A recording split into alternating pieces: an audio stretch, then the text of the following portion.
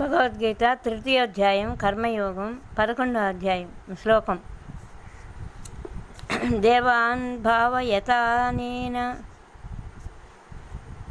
తే దేవా భావయంతు వః పరస్పరం భావయంతః శ్రేయః పరమవాస్యథా.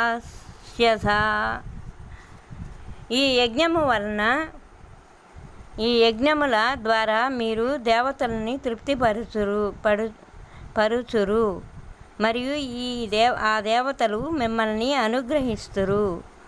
నిస్వార్థ భావంతో మీరు పరస్పరం సంతృప్తి పరచుకొనుచు పరమశ్రేయస్సును పొందగలరు.